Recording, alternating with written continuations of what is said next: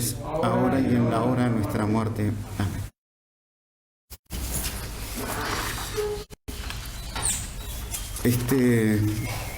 Estos textos, esta liturgia, sobre todo el primer libro, la primera lectura del Génesis, muestran cómo es, va mostrando cómo es la dinámica, se puede decir, del pecado, o sea, de cómo es la tentación que termina en el pecado.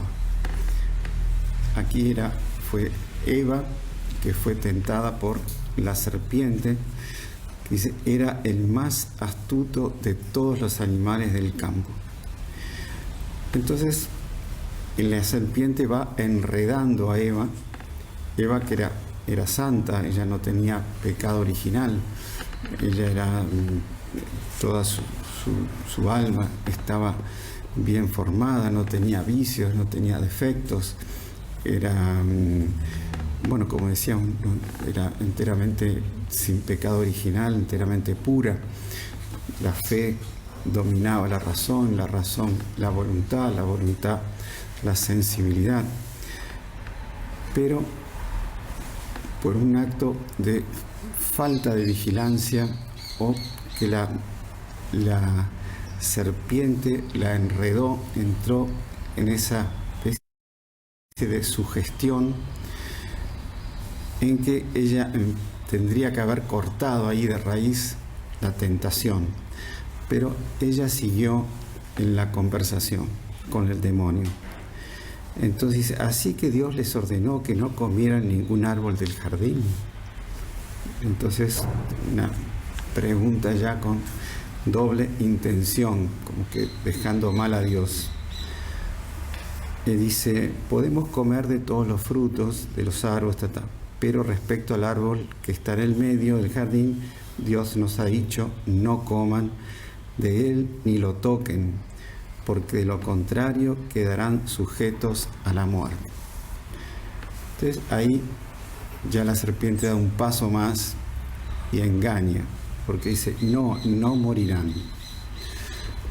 Acá se puede entender no morirán en el sentido espiritual, o sea, que el pecado es la muerte del alma. También en el sentido físico, que con el pecado original, la consecuencia del pecado original es que el hombre pierde la inmortalidad, o sea, muere físicamente. Entonces dice, no morirán. Dios sabe muy bien que cuando ustedes lo coman, se les abrirán los ojos, seréis como dioses. Y ahí viene el deleite, porque la mujer dice, vio que el árbol era apetitoso para comer y agradable a la vista, y deseable para adquirir discernimiento. Entonces ahí, además de la sugestión y del enredo que hizo la serpiente, le muestra ve el pecado como una delicia, como un goce, como un disfrute, etc. Y ahí es que la persona come, Eva come. Y el mal siempre es dinámico, el mal siempre quiere arrastrar a otros al mal, o sea, tiene una virulencia, tiene una especie de frenesí que quiere enseguida buscar a otros. Y ahí Eva es la que tienta a Adán, y Adán también come. Entonces ahí podemos sacar una lección. Nosotros nunca entrar en la conversación con el demonio. Cuando el demonio nos presenta algo apetitoso, algo agradable, a veces viene con unas luces especiales, el objeto que se nos presenta en la imaginación, ahí enseguida apartar, no entrar, porque el demonio es más inteligente y nos va, una vez que entramos en la conversación, es muy difícil no terminar en el pecado.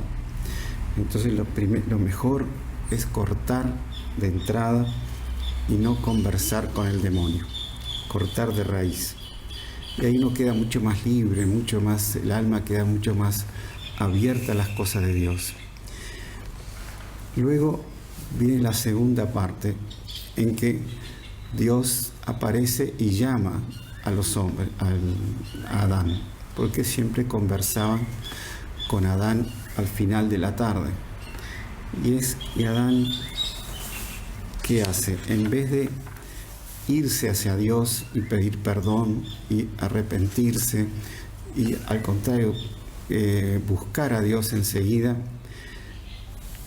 él dice: al oír la voz del Señor Dios que se paseaba por el jardín, a la hora en que sopla la brisa, se ocultaron de él entre los árboles del jardín.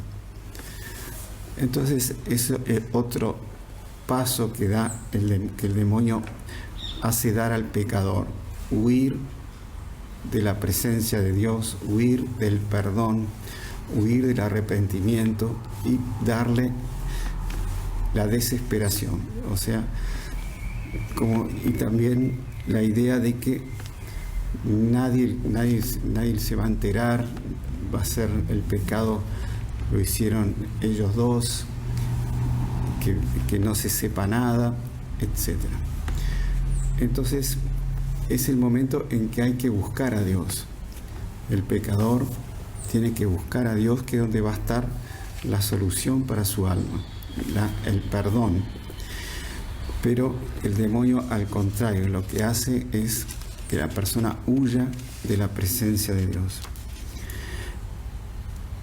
Por eso el Salmo dice: confesaré mis faltas al Señor, y tú perdonaste mi culpa y mi pecado.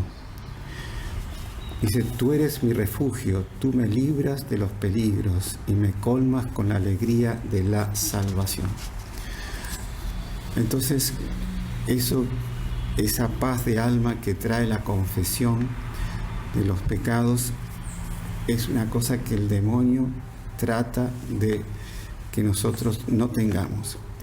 Y por eso Don Bosco decía, y decía a los chicos, el demonio antes para pecar nos quita la vergüenza.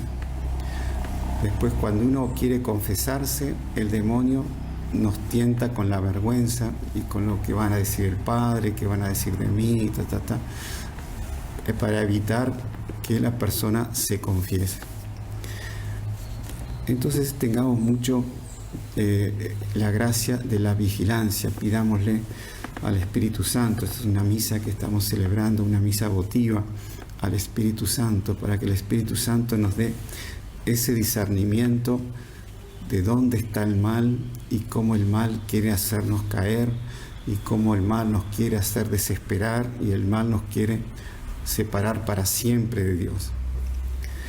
Si vemos aquí el Evangelio, vemos un aspecto también de la persona pecadora que está representado por este sordo mudo. La persona, cuando se mete en el pecado y cada vez va abandonando la ley de Dios, la persona queda sordo-muda para las cosas de la fe, para las cosas espirituales, para la gracia de Dios que continuamente lo está tocando. Entonces, este sordo-mudo representa eso, la persona pecadora que la gracia como que le rebota. Entonces, ¿qué hace Jesús? Lo separa del ambiente en que está. Y dice, le presentaron a un sordomudo y le pidieron que le impusiera las manos. Jesús lo separó de la multitud. Los que comentan esto, entre los cuales Monseñor John Clan, el separarlo de la multitud es sacar al pecador del ambiente. Una vez le preguntaron al doctor Plinio por una persona cuyo hermano se había metido en la droga. ¿Cómo hacer para que esa persona abandone la droga? El doctor Plinio dijo, primero, la oración. Pedir a los conventos de clausura, monjas de clausura, que ofrezcan sacrificios, oraciones por la conversión de ese drogadicto.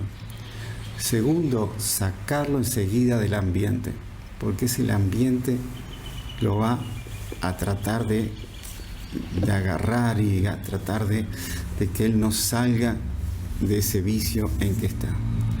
Tercero, ocuparlo en alguna cosa buena, en alguna cosa que le saque de la cabeza la tentación. Y acá Jesús también, o sea, saca del ambiente a ese sordomudo y ahí le abre tanto los oídos como la boca, poniéndole saliva en la boca. Monsieur John Clark comentaba, Jesús le puso saliva al sordomudo. Nosotros tenemos la gracia de no solo tener la saliva de Jesús, sino a Jesús entero en la comunión. Entonces, para ver cuál es la importancia de los efectos de la comunión. Entonces, pidamos en esta misa a la Virgen que interceda ante su divino esposo, el Espíritu Santo, para tener siempre discernimiento en cuanto a las maldades del demonio que nos quiere hacer caer, y tener siempre nuestra vista puesta en las cosas de Dios, hablar de las cosas de Dios y querer escuchar las cosas de Dios, de la Virgen, de los santos, de los ángeles, de la Iglesia, que son todas las cosas que nos llenan el alma. Y no entrar en la conversación con el demonio. Pidamos todo a la Santísima Virgen.